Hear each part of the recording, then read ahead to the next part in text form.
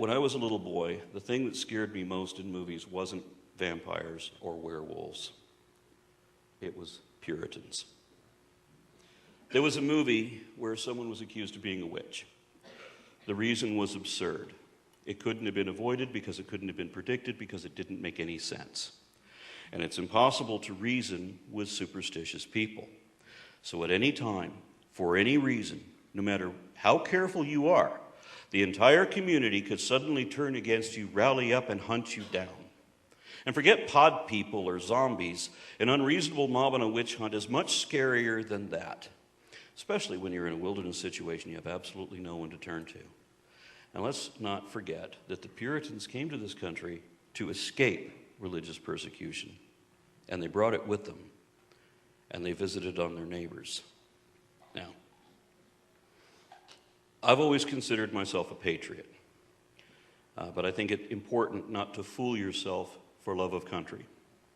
The 4th of July is our Independence Day. That's the day we celebrate our national pride. And one year, I spent the early part of that day watching 8 successive documentaries on public television, each 1-hour episode depicting atrocities imposed by American government agencies against its own citizenry.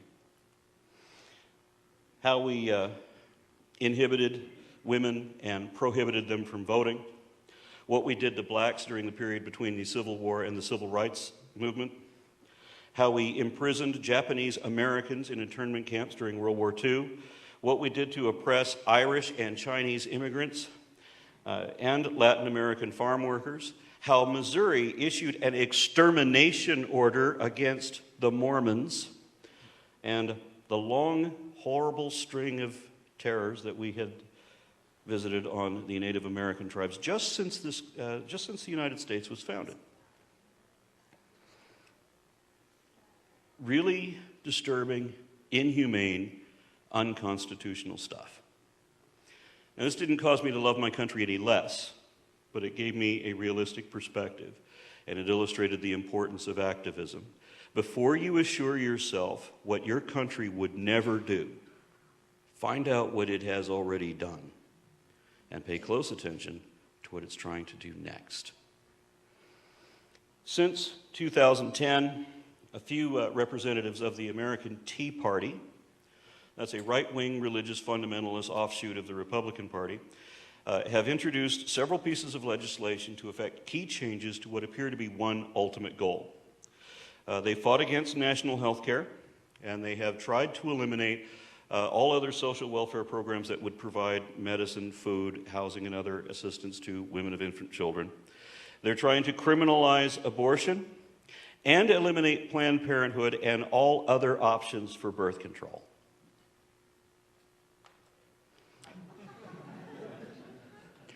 Remember that they're against sex education too.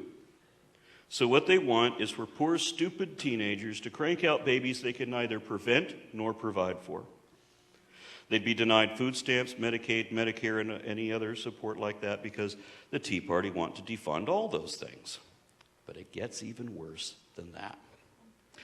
The Tea Party, it's not enough that you dumb down the lessons that students already get in school. The Tea Party wants to eliminate free, compulsory education altogether, simply because it is secular and funded by taxes. They want schooling to be exclusively religious, teaching fantasy as fact. And according to one bill that was suggested, they also want classrooms to be racially segregated again. Not kidding. And they want all available schools to be profitable private businesses with no national standard and reserved only for the kids who can afford it. So, what happens to the kids who are now deprived of free education, who no longer compulsory education, they're wandering the streets, and they can't afford to attend classes with the rich white kids? Well, the Tea Party has also argued that child labor laws are unconstitutional. They also want to repeal the minimum wage, eliminating the middle class and quickly dividing the population between the haves and the have-nots. And mind you, They're also against government regulations, and they want to abolish the Environmental Protection Agency, permitting unrestricted pollution with no penalties other than those which would be quickly imposed by nature herself.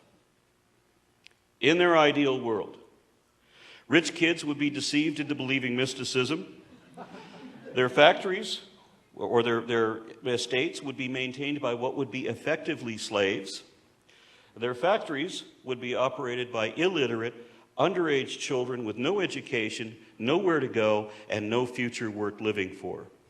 These right-wing religious ideologues want to drag us all the way back to the good old days of the Industrial Revolution, a period of unprecedented pollution and child labor which ended shortly before this image was taken. For those affected, it was one of the worst, lowest standards of living in American history. But it gets even worse than that. Because the religious right want to censor or control information on the internet and everywhere else. So imagine all this happening in the wasteland of a third world theocracy. Because that's what America would become with no middle class and thus no American dream.